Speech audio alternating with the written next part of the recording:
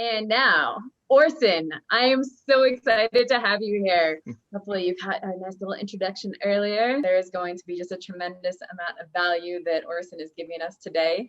And we have 50 minutes for questions, All right. conversation, and a fantastic delivery by the one and only the Orson Wells, as his website says.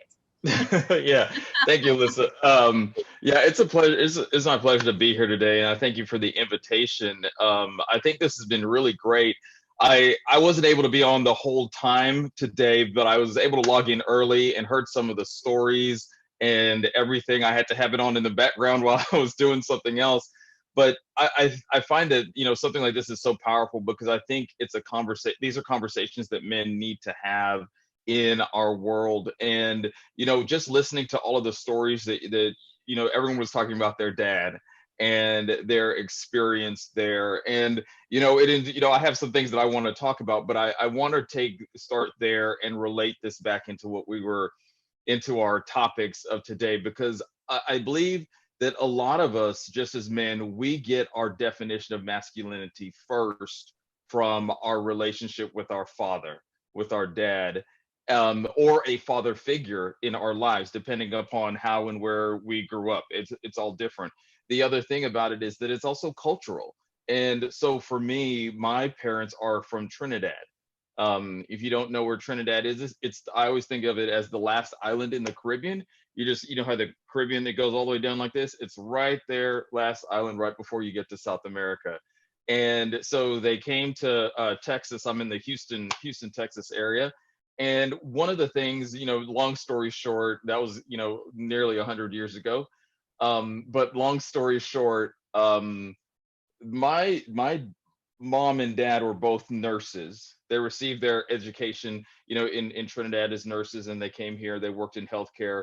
And one of the things that was I see that's kind of unique about my dad was my dad did a little bit of everything. He cooked, he helped cook, he helped clean, and I'm saying this for a reason. So he helped cook, he helped clean, he helped do all of those different things around the house. He cared for us, as kind of the traditional parental roles and all of that.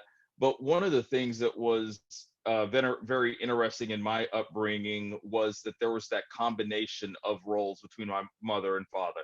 That they were, that there weren't the traditional masculine things. My dad only did this and worked, and my mom only did this. And so I find that very unique, in the way that sometimes we grow up, because it wasn't until as I got older that I began to see what that there was varying definitions of what masculinity is and was. And so that became very interesting in me just growing up in business. And so kind of growing up in working and making that transition, because I what I found was that as a man, I wasn't um siloed into being like one thing, or being able to do one thing, or one, or whether it was professionally or how I interacted with the people, because I saw my dad model all of those things. And so while he was very sometimes, maybe not the most emotional person, but at the same time I saw his actions and his deeds, and he modeled a lot of things. And also, one of the things that I will say too, just about masculinity, and add to the conversation, some of the things y'all said earlier, I think Craig was talking about how it's this parallel journey into leadership, into who you are. And I think that is so powerful. So a lot of what I do, and I'm feeling this right now. Calvin, thank you for those exercises. Feels a little bit looser, and I just noticed that. I felt it in my shoulders. And I want y'all to ask me questions as I go through this. But one of the things that in what I do a lot of executive coaching, leadership coaching, and working with individuals, men and women across the board, usually from the president level of an organization down through the organization, and help them with everything that an organization goes through: change, growth, decline, pandemics, all of those things, helping coach leaders through that. And one of the things that I found in just that experience, and there's so many things I want to touch on, but one of the things that I found in that experience, that for men a lot of times, um Well, let me say with women, there's this openness. There's this openness to the flaws and the shortcomings and things like that, and where I can improve. And I'm saying that in a general sense. And because a lot of times when we talk about masculinity or femininity, we have to talk about societal norms and what we're expected to do. And if I say someone's feminine, you have a picture, a mental picture for that. If say someone's masculine, you have a mental picture of that. So when I say that, I'm going with those general norms. And what I found over time in men is that they tend to hold on to those things where we're not we're not as vulnerable in those instances. So if I was working with an individual, a woman, a female, and we were having a coaching session, first session, all the issues out on the table, everything on the table, and we're working through those things and helping improve. And this is my communication style. I'm was struggling with my team. With men, it's a few sessions in before we get to the root of what the issues are. And I'm saying that to say that, I've seen that both in men and women. But one of the things that I found that was really eye-opening in that is that the most successful men and women that I've actually seen are ones that were also open, and they were open to having the conversation about their effectiveness and those different things. And I think that's important when we discuss that. And Craig Wilkinson, I don't know if he's still on, gonna see if he's still there, but Craig, when he was on and he talked about it is this parallel journey. That's exactly what it is being able to be a lot of that. Because masculinity, when I looked up the definition for it, kind of interesting, and I have it right here in front of me. Qualities or attributes regarded as characteristics of men.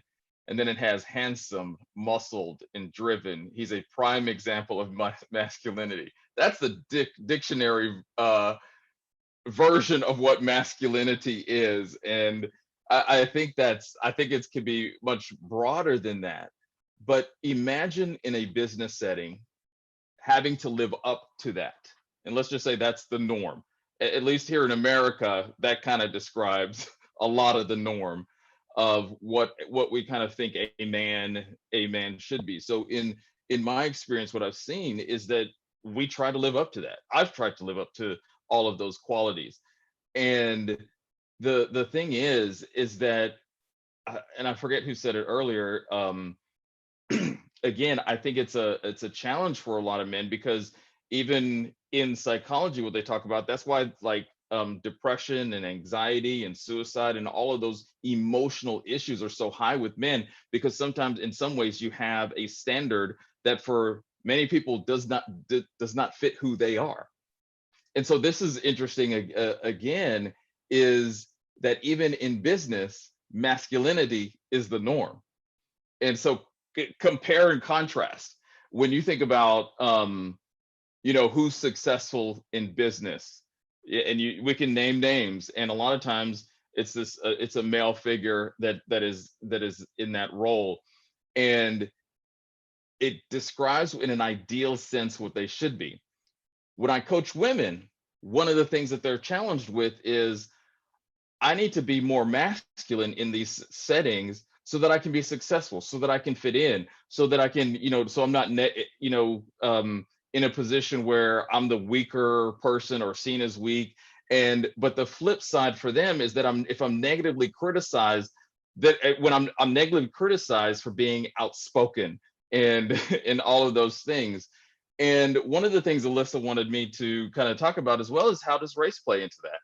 And I think it's kind of the same thing, is that oftentimes as a Black man, I'm only 5'8", but if I was taller, and I've heard this from other men that I've coached and worked with, is that I was a coach, it's kind of this, you have that same type of dynamic, that even when you begin to enter race into the conversation of masculinity, that you then now dealing with racial stereotypes of what a Black man should be, an Asian man should be, a white man should be, a Hispanic or Latin American man should be, and you deal with all of those things. And so wherever category you fit into, then you're trying to live up to that that standard that's placed out there for you. But the big question that you ask yourself is that even truly who I am?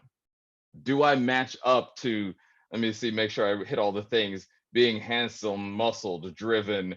Do I match up to those things? Every one of us, every one of the guys on here just said, yeah, I live up to that. I think in our heads sometimes we, depending on where you are, but I think more often we don't feel that we do.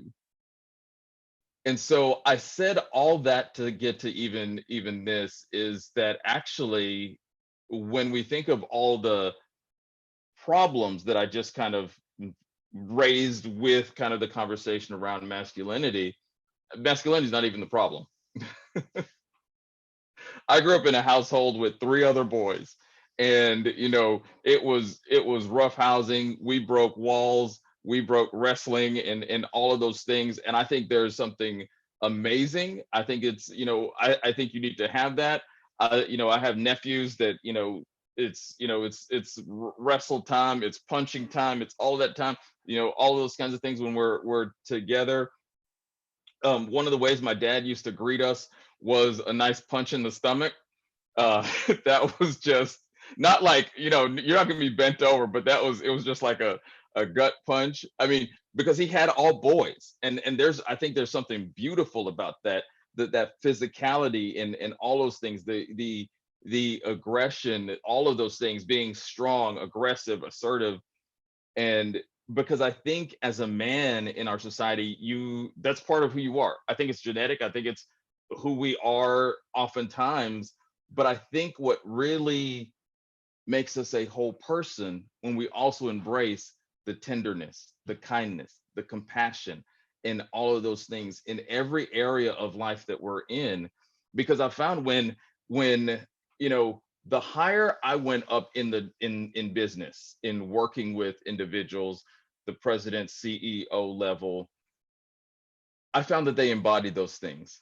The more accomplished they weren't the rough and tumble. They're the ones that we walked into the office, close the door, and they'll say, this is my problem.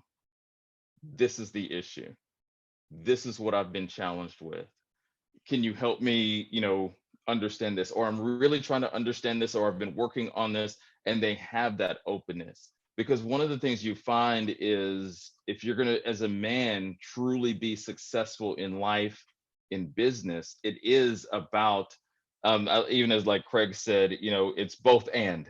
It's doing both. It is, yes, you can be powerful, you can be aggressive, you could be that typical masculine man, but it's also finding that time for that tenderness, that kindness, that compassion, having empathy for others, being that father or that father figure for others. And I think, and because part of it is, we are always searching for meaning in who we are.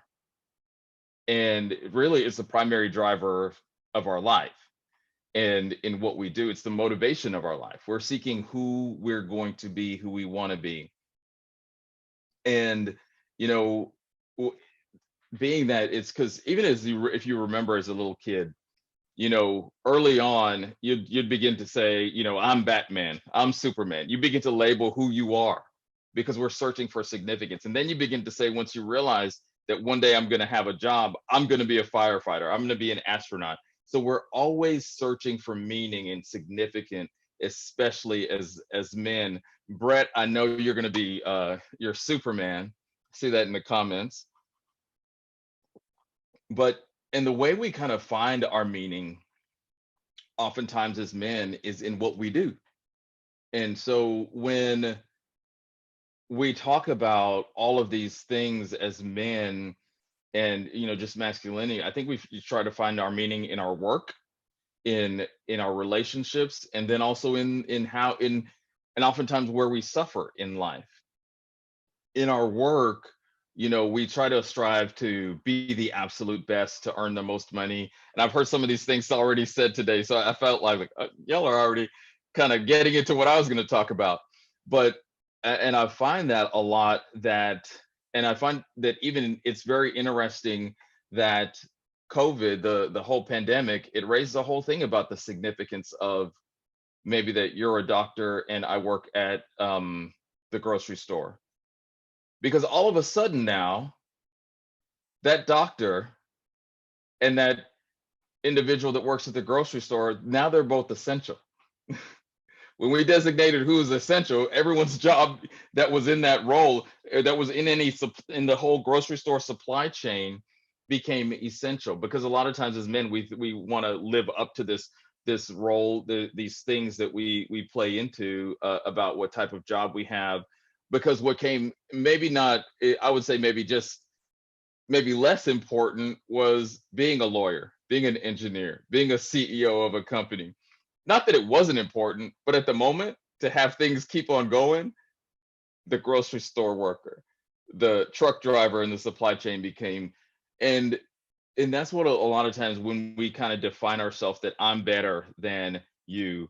And so the big thing here is that we trying to figure out, how do we as men begin to put ourselves in a position to where we can, where we're not limited by that definition, but we can grow and be a whole person and be who we really are.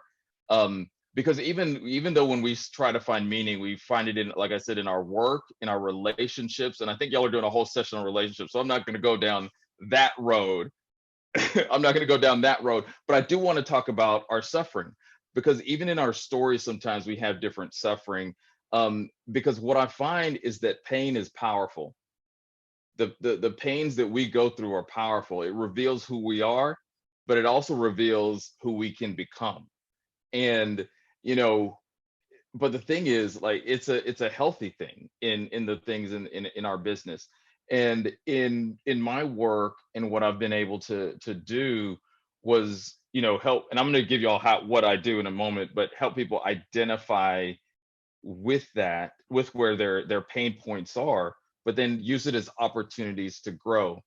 Because it's a healthy thing to do, is when you find meaning in your pain. So often you think of, and I've worked with different people that were veterans, and they've served their country, and they've been soldiers, and they've had those different experiences. And but then they find that their pain in that experience that they've suffered, to help them make it healthy, is that I've had the opportunity to serve my country, to help, to make life better. And so you find meaning, even if it's in a case like some tragedy, an illness or something like that. I want to now help educate. So they find a way to serve through and help others, even through pain, through their pain. And as men in life and in business, I think we can be able to do the same thing. And because if we're constantly trying to live up to something that's unobtainable, and what I found is, like, even in our world, of very charged political culture. And again, I know we have people from all over the world right now, and I don't know. I want to say that, again, here I am competing. In America, we have a more charged political culture than you do, wherever you are in the world. But that's I'm competitive that way. So, but anyway, not that that's even something to be proud of. I'm just making jokes here. But when you think about all of those things, it's that we're trying to live up to something that me as an individual may not be. So going back to you being able to be successful in life, in your business, in the political sphere, wherever you are, or then even me as a Black man. And this is what I want to come back to, my dad for a moment, and even my mom for that matter. Being from Trinidad, being from another culture, and then growing up as a child, you're just in the culture of your family for the most part, for the first parts of your life. So that's being framed for you. One of the things that I quickly had to learn is navigating, and I think, Calvin, you said this, navigating this world Now you were in a whole nother country, but I was in a small Trinidad house in the United States. And so we had that culture, because in Trinidad, everyone's a shade of brown. In the United States, everyone's all different colors, but you had to learn how to navigate and how to do that. And so one of the biggest things that my parents taught me, and I would say I'd attribute this to both of them, was being the best version of who you actually are. And I bring that into this whole conversation of masculinity, is because often we feel like we have to um, live up to something that we're not, because because when you try to do that, that's going to give you more pain than anything else in life, is trying to live up to something that you're not. So they taught us from an early age, and it's served me, because I started this work, working with leaders, doing training and that kind of thing when I was 25 years old. So when I was 25 years old, okay, I was trying to see this couple of notes here. Sorry, I just saw my name on the chat. I'm glad you saw it. It was a good thing for Bernard to bring forward. And I was just making fun of myself before that, because I think we've all had that moment when we're on a Zoom call and you're like, forget. Yeah, everybody like raise your hand. You've all had that moment when you accidentally message somebody, like you're trying to do it privately, and then it goes to everybody. I'm really glad it didn't say anything that was inappropriate. Yeah, I heard y'all laughing. I was like, I didn't even tell a good joke. Nope. That was just bringing in a little levity. It's all good. We all need a little bit of laughter sometimes, right? But Orson, yeah, my friend. Well, no, and I'm not afraid to address anything. I was just looking at the note. The trick is to find purpose beyond that realization.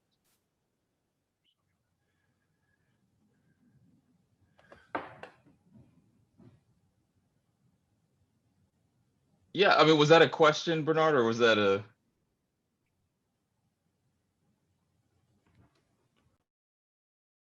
Bernard, you got to unmute yourself, my friend. Yeah, look, I'm sorry about that. Sorry, I didn't mean to distract you, Orson. It was just that something you said along the way there brought that into my mind, and it's very strong within me as well. I'm probably a bit older than most of you, and I've seen a few things in life, but I could have let those things drag me down, but I found purpose beyond, and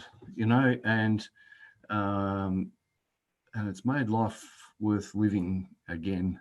And so something that along your talk there really put that back into my mind, and I just thought I'd get it down before it slipped through, because I'm enjoying your talk. It's good. Thank you. Oh, you're welcome. You're welcome.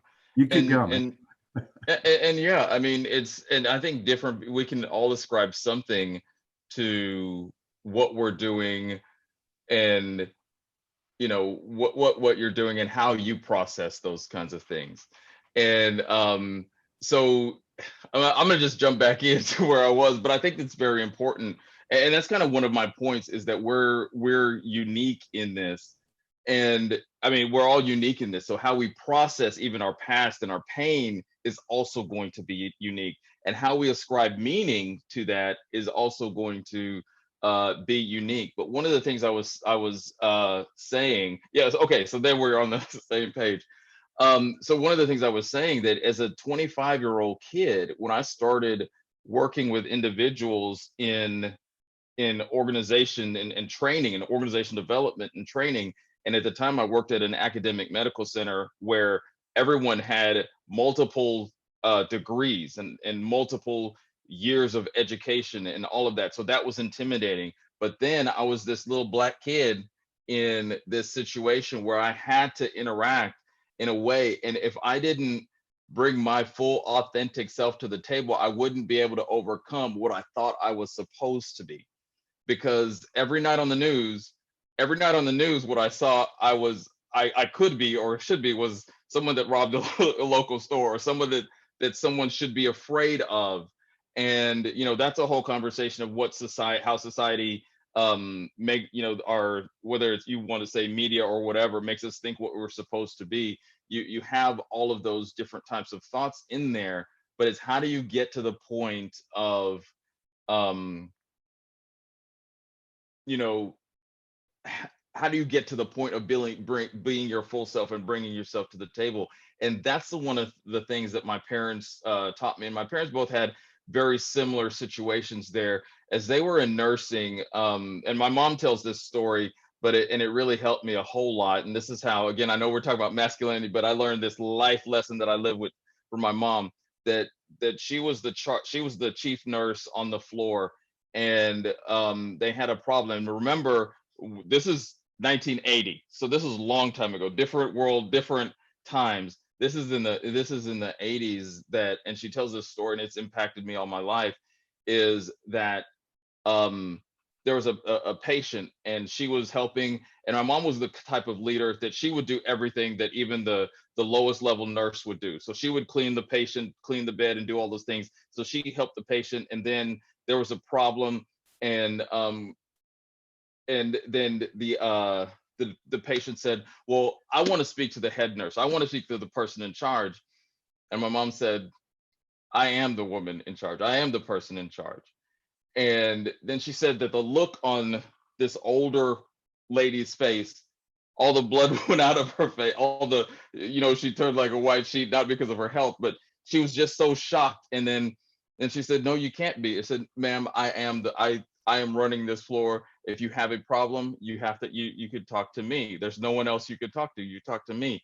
And what I took out of this story is that you have to bring your whole self to the table and stand authentically as you are, or you're not going to overcome those expectations that you think others should have for you. So what I learned out of that, as a man, as a Black man, as a whomever you are, that you have to bring your whole self to the table and be authentically who you are. And if someone else has a problem with it, then they need to process that. But if I am backed up and not being able to do that, then I won't be able to bring my true self to the table. I know I want to see, make sure how much time we have. Calvin, I know you wanted to share something. Did you want to share a similar story, or I was just enjoying what you were sharing, just because my mom was a nurse for about 40 years, and she had similar stories of serving people that were older and white that did not believe that she was the head nurse, or did believe that she was the one that was running the floor at all. And so understanding how she dealt with that, and then how my father dealt with, as a Vietnam veteran, the anger that he had with the disrespect that came with him as he tried to run businesses or do his thing. Those were the seeds that were planted in my mind, that once I became of a certain age, and when I was in the military, and then when I was out on my own, how did I want to show up? And as an American man in our nation, how to show up is, you don't live according to the stereotype. You rise above it. I even if people did not want to give me the benefit of the doubt or give it to me, I would earn it, because I would show them this is how it is to be me, Calvin Evans, not anybody else. And so those are instances like you just shared there, about it's not just about race. It's just about, as a man, what all the expectations that our society, the media, and everything else tries to place on us, that tries to place us in a box without us being our own individual selves, and for what we are created to do and show up in this world.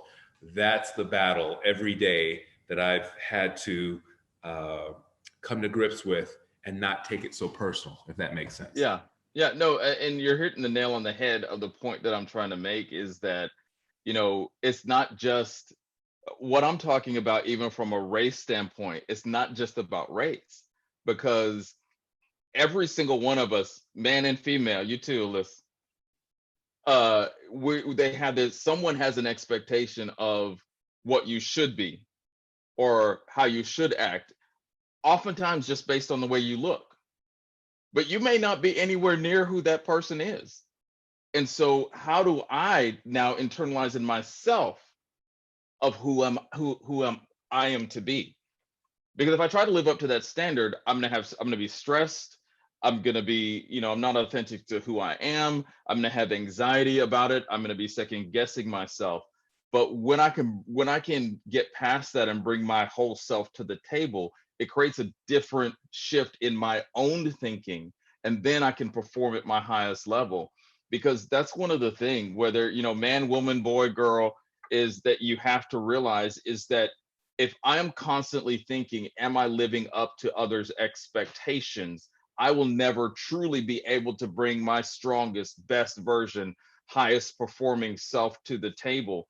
Because one of the things, I had so many different experiences just coming up in what I do that right now, today, it's not that I don't get nervous. It's not that I don't second guess myself walking into a room with a group of vice presidents or people that are powerful or whatever. It's not that I don't do that, but I go in not thinking that I'm this little Black kid that maybe doesn't know anything, that that they're going to judge this way or that way. And the thing is, you will be surprised the way you show up dictates more so how people treat you.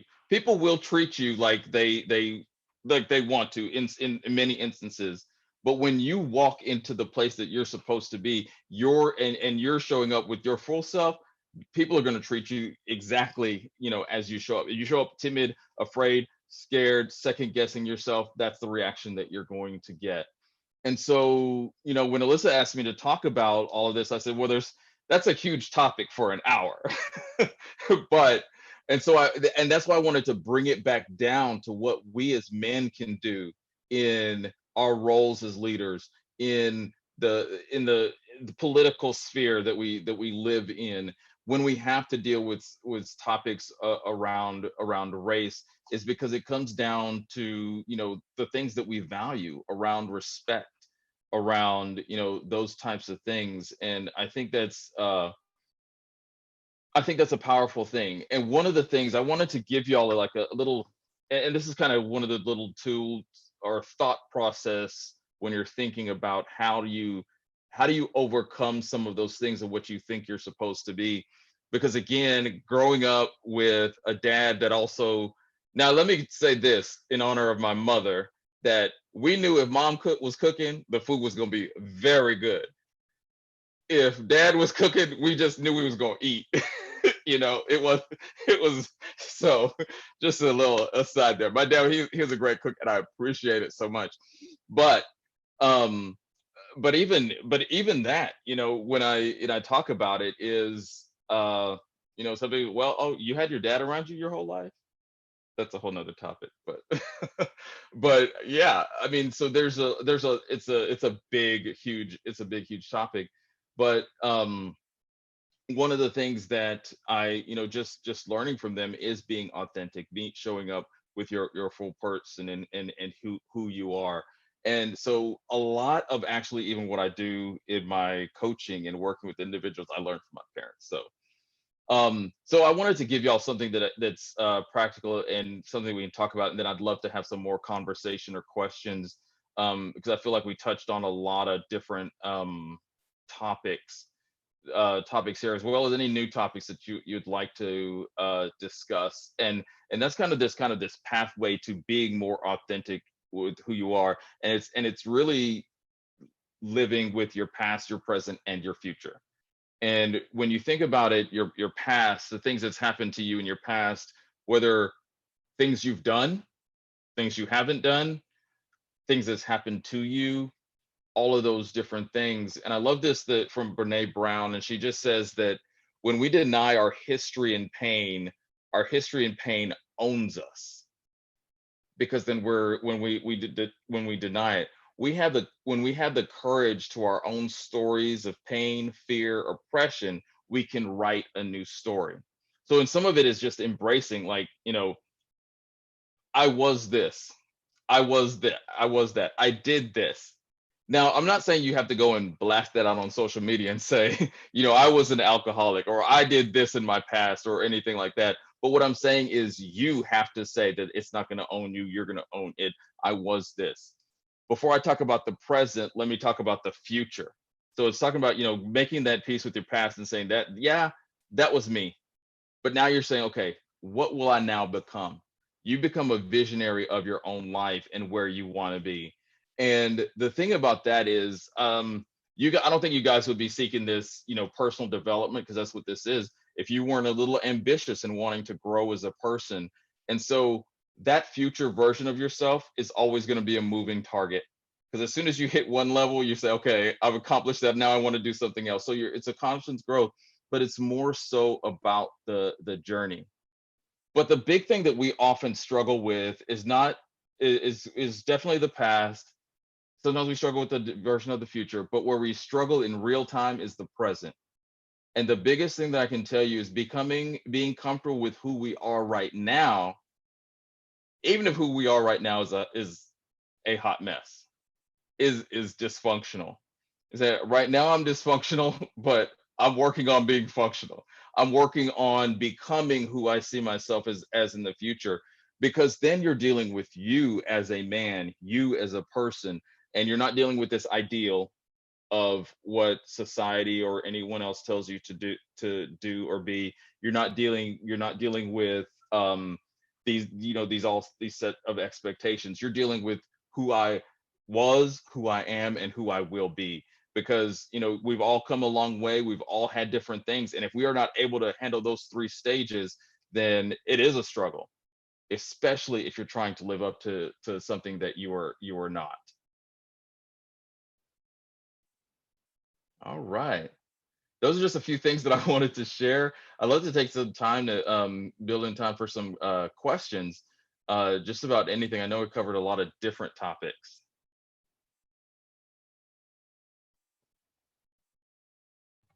Don't be shy. Calvin.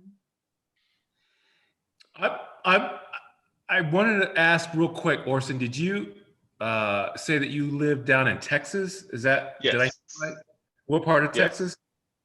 Houston area. Okay, because I grew up in Deer Park and went to school with Andy Pettit. Oh, cool. Yeah, we used to beat Deer Park in football all the time. Yep. That was after the 90s. Yeah, because I graduated in 90. Okay, I graduated. Yeah, I was 94. So. Yep. Yeah. We could have been friends. Who knows? Sure. Probably know people that know each other. Yeah. More than likely, yeah, that's for sure. Absolutely. Gentlemen, we have about 12 more minutes for I was trying to conversation.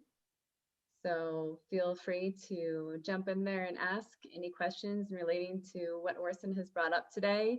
If there's anything that you would like to expand on, I'm sure he has a plethora of subjects that he can deep dive into having to do with masculinity and what it means to be a man in the world today.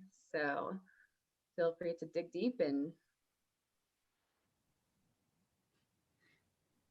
All right. Or Orson, you can just go for it. Yeah, I was gonna just say, yeah. One of the things that I would just say as men in this journey, in doing all the different things, because I think I haven't had a chance to kind of look at everybody, but I've seen some accomplished and trying to do something and being driven, is being. I kind of focus on being the best version of yourself. And so in our world where we're pressured in our society to be polarized, to be this or that. Don't let that polarization also be you. Because I feel like it's more of a bell curve. We're a little bit more so in the middle than we are this or that. And that's why I think about, you know, being that authentic version of yourself, being the best version of yourself, and thinking about, how am I impacting the world? What type of impact do I want to make? How do I want to see? Because one of the things I think why Alyssa asked me to talk about even politics in this setting is because no matter what sphere you're in your life or in your world, you have to ask yourself, what do I want in my environment?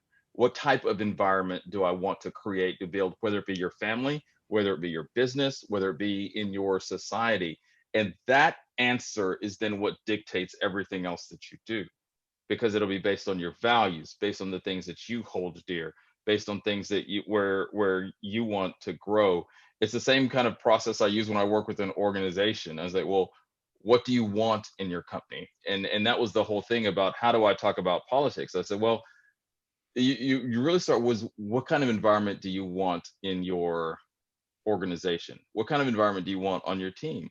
You want an environment where people could freely share ideas, but at the same time, you want an environment where there's respect, where you got to be able to create that balance. And how can people have open and honest conversations in a professional setting where there is that level of respect? And in some ways, you can share ideas about work, about business, about life, but then also have a high level of respect for one another. And I think that's a challenge. And I think that's a challenge oftentimes, especially for men, because, you know, as I've proven on this call already, I'm a bit competitive about things sometimes. But that's part of it, embracing exactly who you are. But also, like I said before, that we're not only the strong, ambitious, aggressive, powerful men, but we're also the tender, kind, emotionally intelligent men, that we're blending those things. And that's where I've seen people seen men especially, and men and women especially, be more successful, is when you blend those two things in your own unique way and become who you are. Orson, James he wrote in for you. I work with 14 to 17-year-old young, at-risk, wayward teens, predominantly boys, ex-gang members, drug addicts, criminals, prisoners, etc., many of whom have never met their dad, and due to that, they are very angry. Where would you start, and what would you say if you were to first meet one of these potential individuals to work with? Oh my gosh, sorry, it moved. Yeah, no, I got it. I can see it. I can see it. To work with as a coaching client, how would you treat them differently, the same as your regular clients? The thing with young people, and I started my career, there's so many stories I wanted to share in this setting, but we just didn't have time. We didn't have the time. As I started my career, I was actually a youth pastor. Early on in my career out of college, I was a teacher. And so I've worked with young people a lot. And one of the biggest things, especially young people in that, and I will say, I didn't know what I was doing then, but looking back, I realized what I was doing. One of the biggest things, especially for that age group, and especially young men, is they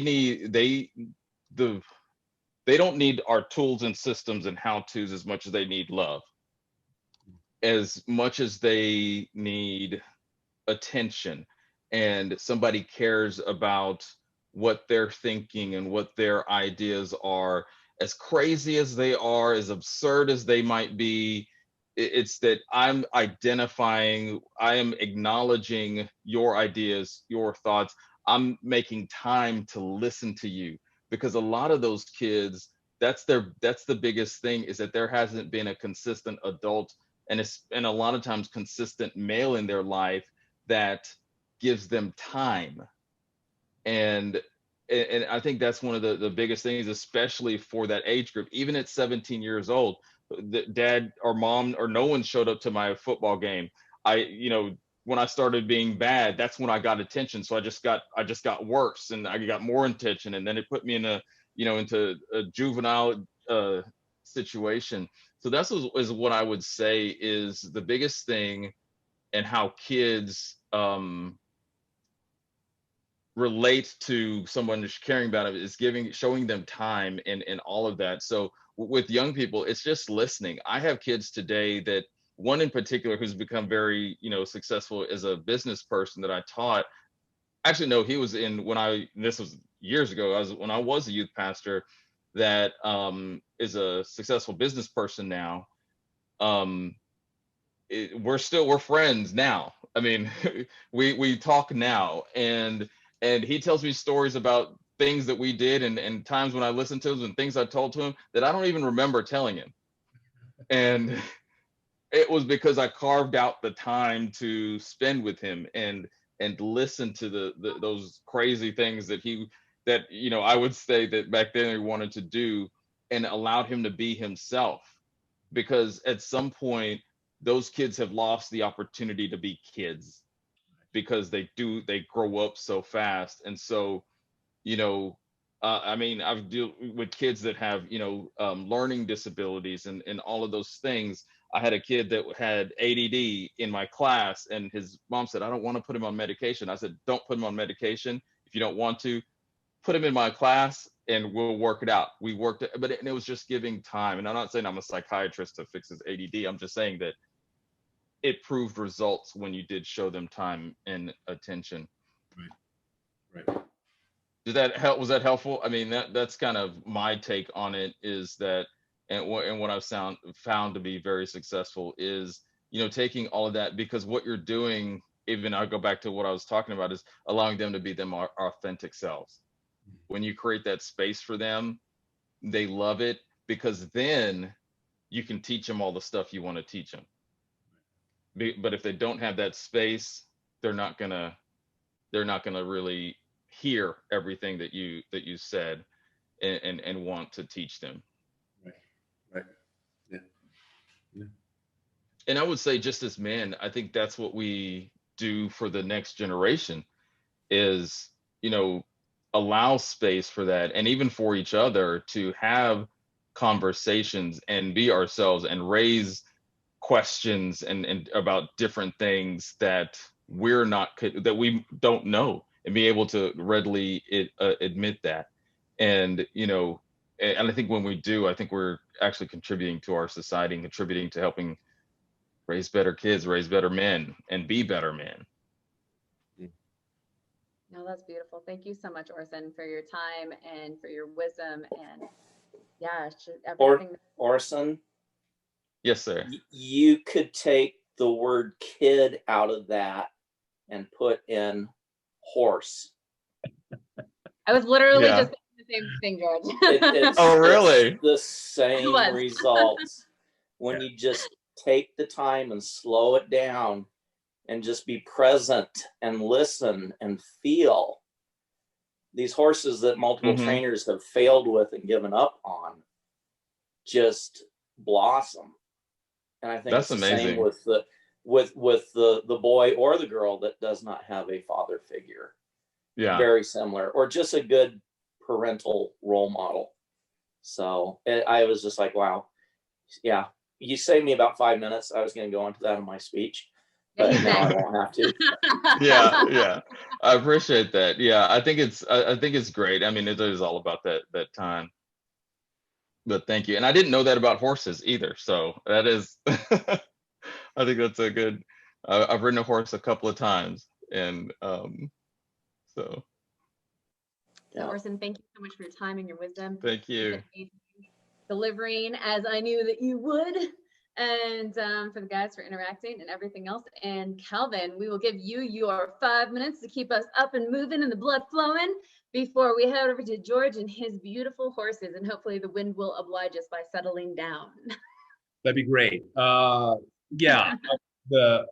I just want to say, Orson, thank you so much for sharing what you did. That was good. I think what I really appreciate is the ability to be able to share what you did in a way that's just natural. You're not preaching, you're not doing anything else, you're just being you.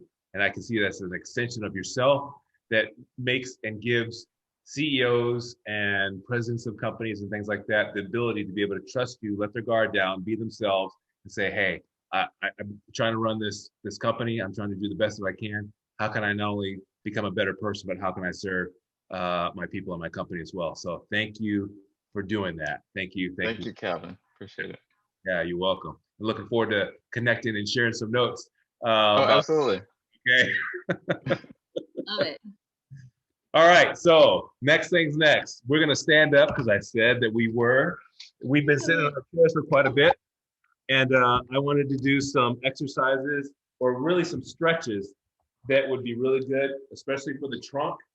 So a lot of times for people, this area from our neck down to our waist is usually tight and just stuck sometimes. So what I like to do to be able to loosen that up is basically have my feet about shoulder width apart, arms are up halfway, and just nice doing trunk twists. Because what happens is a lot of times our lower back gets tight, our core is tight sometimes, not because we're over exercising, but because we hold a lot of tension there as well. And so try and relax and open it up. And then while you're doing this, it's not forced, it's nice and relaxed and loose. And you're breathing deeply in through your nose, out through your mouth. Nice and relaxed. Nice. Just getting some blood flow, relaxing, releasing. And then once you do that, then you can place your hands on your hips.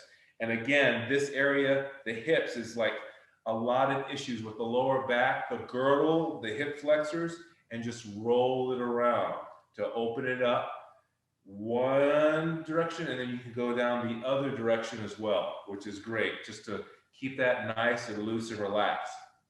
So I'm just going to do 2 exercises, and it's going to be for each side of the body. So basically your feet are shoulder width apart, having your elbow up, you're going to bring your knee up to your elbow. And then as you do this, what happens is that you've got to engage your oblique muscles, your side muscles as you do this.